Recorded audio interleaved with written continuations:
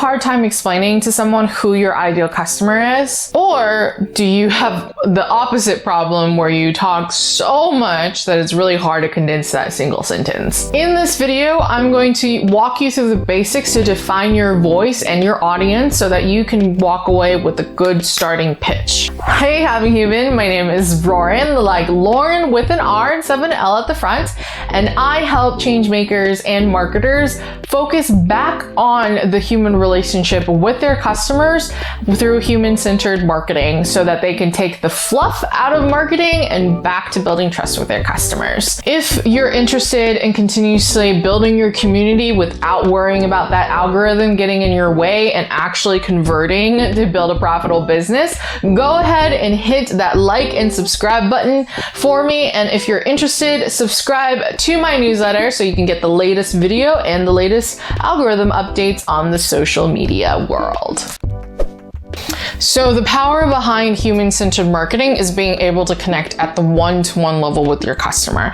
And social is all about connecting one human being to another human being. And in the larger picture, your digital marketing is a part of your marketing strategy as the crock pot. It is designed to be the place where your consumer can get to know you, like you, buy from you, but also continue building trust with you after their first experience so that they become loyal fans and bring a friend along the way. And how social media works is that it's really just like a gigantic digital networking conference, and there's so many individual little rooms, aka channels, your little corner of the internet, aka your personal digital networking room that they can walk into, which is a series of many other rooms in the conference itself. That's where you get to host your community's conversations and host a series of conversations that aligns to something that you're genuinely passionate about.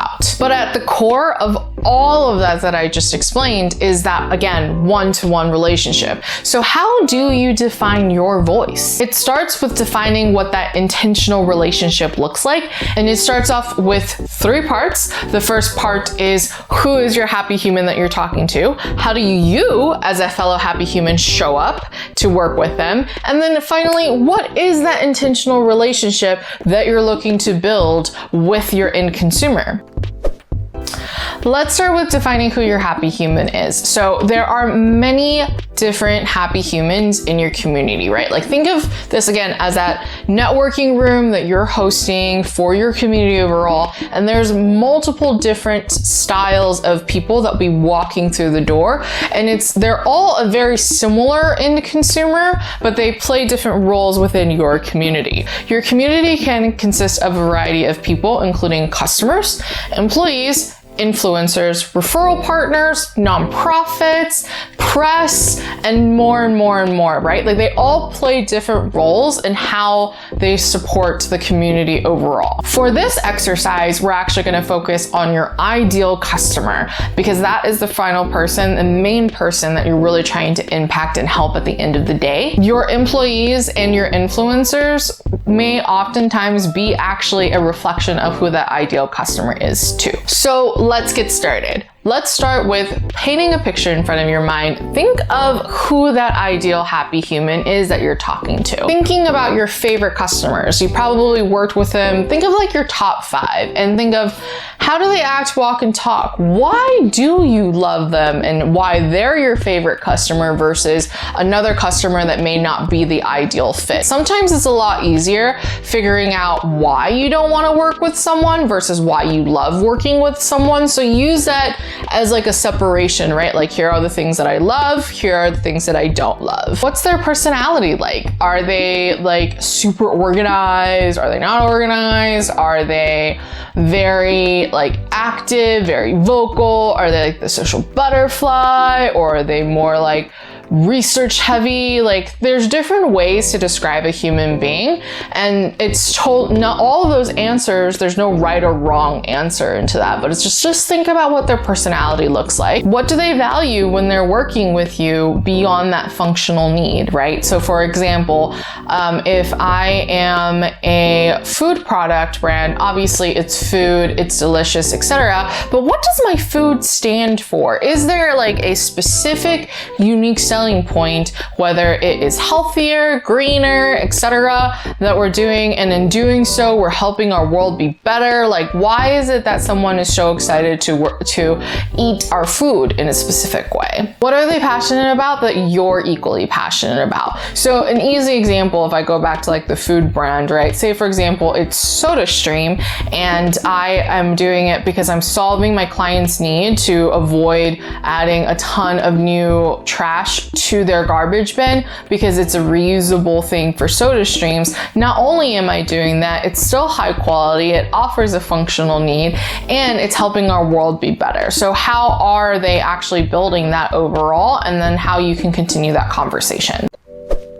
Second question is, who are you as a happy human, right? So it's a little weird for people to think about businesses and brands as living humans, but the reality is that humans and businesses are living organisms that are filled with many, many different human beings behind it, right? The reason why you do business with a business isn't because of the business itself. You do business with the business because of the people who created the technology, who service the technology, or something like that in between, right? Like whether it's a service or a product, you're still working with the people at the end of the day. Now, the brand is a collective of all the human beings involved, but it is still separate from the individual team members and separate from the owners and the founders of the company. It's basically like its own tree. Like if humans are all trees, it's its own individual tree that is supporting the root system for everything else. So how does your brand show up in the world? Now,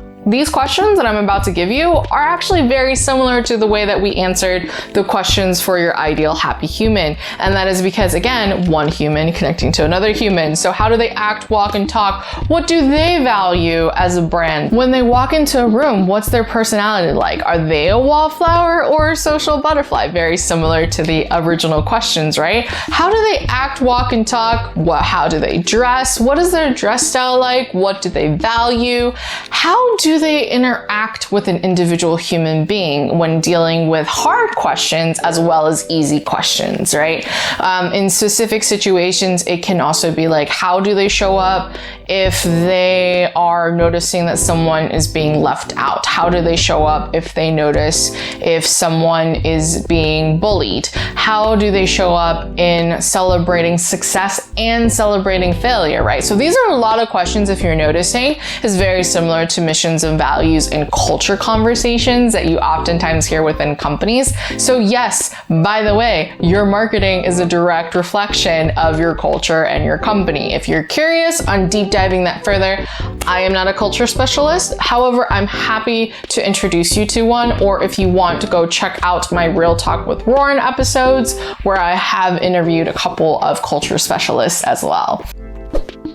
And finally, what is the intentional relationship that you're looking to build with your customer? Now, there are two parts in a relationship that you're actually intentionally building with your customer. There is the tactical side of things. So this is oftentimes what we call the customer journey. So for example, so-and-so is going to hear about me from an influencer on social. They're going to then go to my social, and then they're going to go to my website, and then they're going to check out my product. My product may not be in stock, and then I'm going to go to an email, and then I will eventually get their product, etc., right? So all of that is the tactical side, but the other part of it is the emotional side. It is, what is that person's mindset as they go from what we call the funnel, the awareness stage, down to consideration, down to purchase? What are they all intended for along the way as they go through everything? And remember, guys, it's the reason why it's two parts, the tactical that leads into the emotional, because we are social creatures. It's in these emotions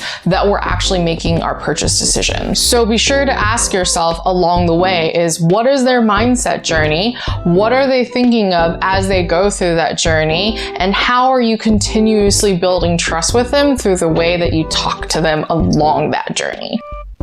So now you have defined who your customer is, how you show up along the way, and the intentional relationship that you're building together.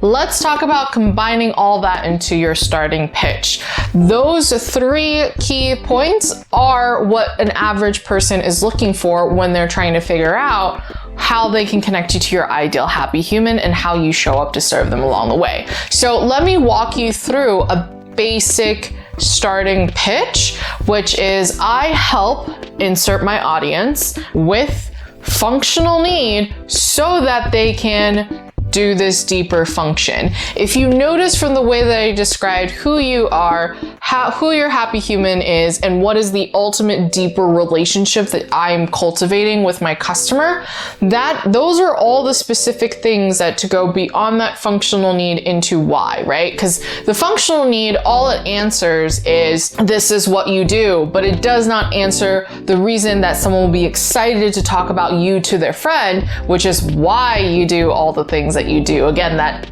passion, the connection, and deeper movement that you're connecting to. So what does that look like? I'm going to give you an example very similar to how I introduce myself. I help my audience, which is change makers and marketers like you, with being able to functional need, create and implement their human-centered marketing system, right? So that's what I functionally do. But the reason why I do it is so that they can continue to create the impact they're looking in the world without burning out. So I've covered all of the specific areas that you're looking for. Now, if you're looking for a deeper dive and wanting to really go through these questions, I suggest that you subscribe to my newsletter so that you can go ahead and get my Define Your Voice workbook, where we actually build out all of this and your starting pitch for who your ideal happy human is. And as always, thank you so much. And remember, influence happens one drop at a time.